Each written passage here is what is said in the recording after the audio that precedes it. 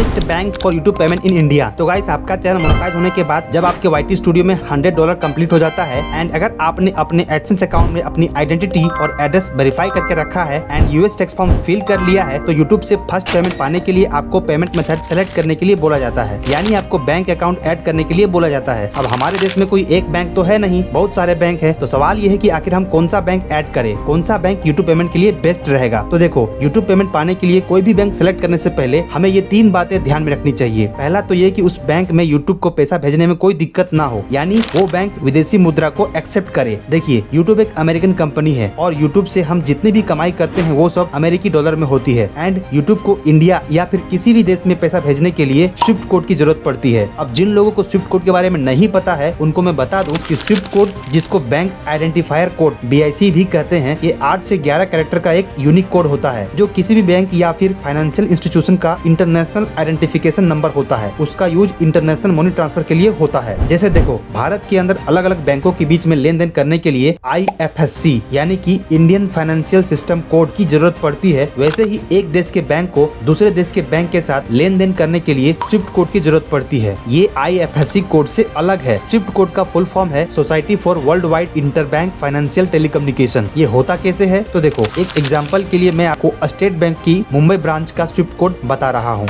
SBININBB104। ये सिर्फ एक एग्जांपल है, इसको आप यूज नहीं करना। तो भाई, जिस बैंक के पास स्विफ्ट कोड अवेलेबल है उस बैंक में यूट्यूब को पेमेंट भेजने में कोई दिक्कत नहीं होगी। अब उस बैंक का स्विफ्ट कोड मिलेगा कैसे तो देखिए, इसके लिए आपका अकाउंट जिस भी बैंक में है उस बैंक में जाइए, उसके मैनेजर से बात कीजिए कि मेरा एक यूट्यूब चैनल है और मुझे एडसेंस से पेमेंट आने वाली है जो कि डॉलर में होगी, इसके लिए मुझे स्विफ्ट कोड चाहिए। जरूरत पड़ी तो अपने एडसेंस अकाउंट की अर्निंग्स भी दिखा सकते हैं। बैंक मैनेजर आपकी हेल्प करेगा। ऑनलाइन इधर उधर मत सर्च करना क्योंकि इसमें गड़बड़ी हो सकती है और आपका पेमेंट फंस सकता है, फिर बाद में बैंक मैनेजर के पास जाना पड़ेगा। इसलिए पहले ही चले जाइए, बेटर रहेगा। यूट्यूब पेमेंट के लिए बैंक को सिलेक्ट करते समय दूसरी चीज जो देखनी चाहिए वो ये कि उस बैंक में फॉरेक्स फीस कितनी लगती है। अब फॉरेक्स फीस क्या है भाई तो देखो, एक करेंसी को दूसरी करेंसी में कन्वर्ट करने के लिए जो चार्जेस पे करने पड़ते हैं उसको फॉरेक्स फीस कहते हैं। यूट्यूब से पेमेंट तो हमें डॉलर के रूप में मिलती है, लेकिन हमें उसको इंडिया में खर्च करने के लिए INR इंडियन रुपीस में चाहिए। तो डॉलर को इंडियन रुपीस में कन्वर्ट करने के लिए बैंक हमसे फॉरेक्स फीस लेती है। जैसे मान के चलो कोई बैंक $1 पर 2 रुपया फॉरेक्स फीस लेती है एंड अभी अगर $1 की वैल्यू इंडियन रुपीस में 88 रुपीस है तो $100 का होता है 8,800 रुपया एंड उस पर फॉरेक्स फीस कितना बनता है तो 100 × 2 = 200 रुपया, यानी आपको बैंक को 200 रुपया फॉरेक्स फीस के रूप में देना होगा एंड आपके अकाउंट में कितना क्रेडिट होगा तो 8,800 -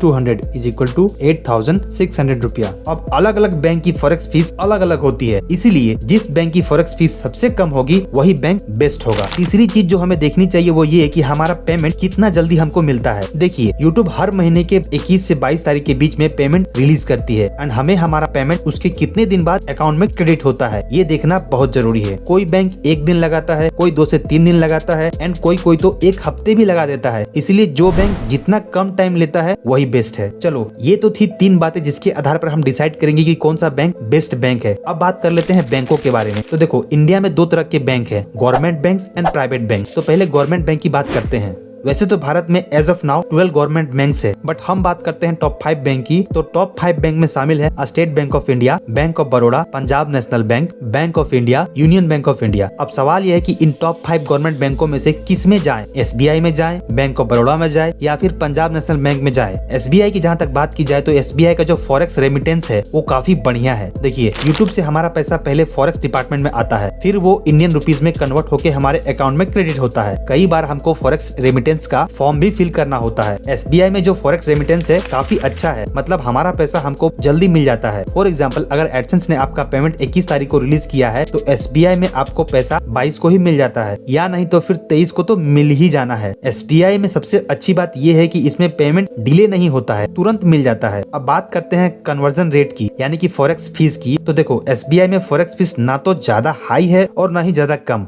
एवरेज है, यानी आपको डॉलर से INR में कन्वर्ट करने के लिए जो चार्जेस लगता है वो एकदम कन्वीनियंट है क्योंकि इसका फॉरेक्स रेमिटेंस काफी अच्छा है। अब बैंक ऑफ बड़ौदा की बात करें तो बैंक ऑफ बड़ौदा भी अच्छा है, इसमें आपको पेमेंट आने में थोड़ा टाइम लग सकता है, ज्यादा डिले नहीं होता है, बट अगर SBI में 22 से 23 को पेमेंट आता है तो बैंक ऑफ बड़ौदा में 24 से 26 तक आ सकता है। फॉरेक्स फीस की अगर बात की जाए तो इसमें SBI से थोड़ा सा महंगा पड़ेगा, ज्यादा नहीं लेकिन थोड़ा सा महंगा है। जैसे अगर SBI में $1 पर 1 रुपया लगता है तो बैंक ऑफ बड़ौदा में $1 पर 1 रुपया 15 पैसा लग सकता है। ये एग्जैक्ट फिगर नहीं है पर मान के चलो इतना ही होगा। एंड अगर पंजाब नेशनल बैंक की बात करें तो इसमें आपका पैसा लेट मिलता है। इसमें आपको कभी कभी 1 हफ्ता से लेकर के 15 दिन तक भी लग सकता है। किसी किसी के साथ तो ऐसा भी हुआ है कि 1 महीने का पैसा आ गया, दूसरे महीने का पैसा आ गया, तीसरे महीने का पैसा भी आ गया और चौथे महीने का पैसा अटक गया। लेकिन PNB में फॉरेक्स फीस काफी कम लगता है। बाकी बैंक ऑफ इंडिया और यूनियन बैंक ऑफ इंडिया का भी हाल कुछ इस तरह का ही है, इसलिए फर्स्ट चॉइस SBI रखो। अगर SBI पॉसिबल नहीं है तो आप बाकी चारों में से किसी एक में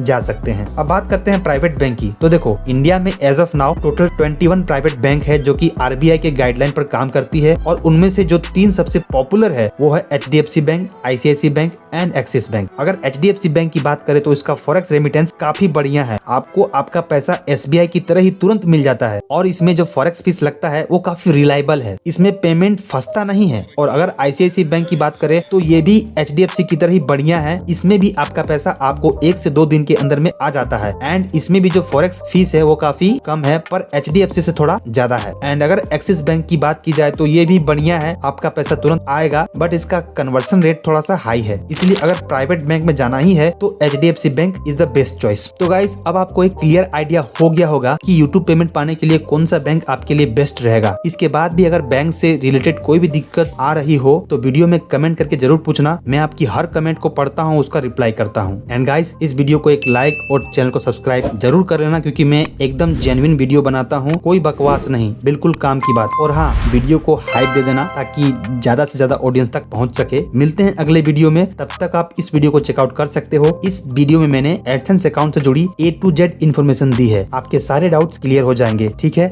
अपना ख्याल रखना। Tata bye bye, see you soon.